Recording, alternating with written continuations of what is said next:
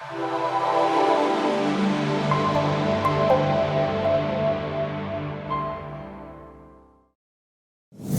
Ayah Bunda, apa kabar? Bertemu lagi dengan kami dari Sahabat Keluarga. Kali ini kita akan membicarakan tentang tips bagaimana menangani anak-anak yang mengalami kejahatan seksual. Ayah Bunda sekalian, tantangan yang dihadapi oleh anak-anak kita sekarang ini sering kita dengar mungkin lewat berita-berita ataupun kita saksikan langsung ada anak-anak di sekitar kita yang mengalami kejahatan seksual, baik dengan kekerasan maupun tanpa kekerasan. Tentu saja selain upaya penanganannya, yang utama sekali yang harus kita lakukan adalah bagaimana mencegah hal itu terjadi pada anak-anak di sekitar kita. Saat ini tentu saja kita juga perlu tahu bagaimana menanganinya ketika anak itu sudah menjadi korban atau sudah mengalami kejahatan seksual yang tentu saja akan berakibat pada masa depan dia di masa yang akan datang. Apa dan bagaimana yang harus kita lakukan saat menangani anak-anak yang menjadi korban atau mengalami kejahatan seksual?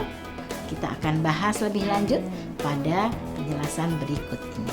Ayah Bunda sekalian, sebelum kita membahas bagaimana menangani anak yang mengalami kejahatan seksual ini, sebaiknya kita tahu dulu mengapa sih sebetulnya anak-anak ini perlu ditangani dengan tepat. Yang pertama, secara fisik mereka mengalami hal-hal yang tidak menyenangkan, hal-hal yang mungkin menyakitkan dan membuat mereka mengalami perubahan pada wajah, pada badan mereka. Mereka menjadi pucat, lesu, ya, tidak bergairah, ya, dan merasakan ketidaknyamanan secara fisik. Selain itu, mereka juga mengalami ketidaknyamanan secara emosi. Ada perasaan takut, perasaan minder, perasaan bersalah yang mungkin memberikan trauma pada mereka. Dan karena perasaan dan ketidaknyamanan itu mungkin saja membuat mereka mengalami perubahan pada hubungan dengan orang-orang di sekitarnya, pada kebiasaan-kebiasaan mereka sehari-hari. Mungkin anak-anak ini kemudian menjadi takut ke sekolah atau takut keluar rumah, takut bertemu dengan orang-orang asing, atau takut melakukan hal-hal yang biasanya mereka lakukan. Mereka juga banyak kemudian mengurung diri, membatasi pergaulan, dan tidak berani mengekspresikan dirinya. Selain itu juga anak-anak ini menghadapi masa depan yang suram. Mereka menghadapi ketakutan-ketakutan, menghadapi perasaan-perasaan cemas, menghadapi ketidakpastian masa depan. Oleh karena itu, anak-anak ini perlu dibantu untuk bisa ditangani dengan tepat agar mereka bisa tumbuh berkembang dengan lebih baik lagi meskipun mereka mengalami hal-hal yang tidak menyenangkan ini. Apa yang harus kita lakukan dan bagaimana menangani dengan tepat pada anak-anak yang mengalami kejahatan seksual? Pertama kali yang harus kita lakukan sebagai orang tua adalah pastikan kita memberikan perlindungan pada mereka. Jangan biarkan hal-hal itu terjadi lagi pada mereka. Yakinlah bahwa mereka adalah korban yang harus kita lindungi. Laporkan pada yang berwajib dan pada P2TP2A yang memang akan memberikan perlindungan pada anak-anak. Yang kedua, terimalah perasaan anak-anak itu.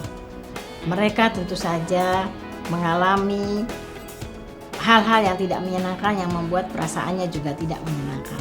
Berilah kesempatan pada anak-anak itu untuk menyampaikan perasaannya, menyampaikan kegundahannya, menyampaikan ketakutannya, menyampaikan kecemasannya. Terimalah dengan pelukan, dengan dekapan, ya, dengan usapan agar mereka menjadi nyaman. Biarkan mereka mengekspresikan emosi-emosi kemarahan, emosi-emosi yang membuat mereka merasa tertekan, agar emosi yang negatif ini bisa segera hilang. Berilah bantuan kesehatan. Kalau memang secara fisik anak ini memang membutuhkan kesehatan, hubungilah tim kesehatan terdekat untuk memastikan bahwa memang secara fisik anak ini sudah mendapatkan perlindungan, mendapatkan penanganan secara kesehatan.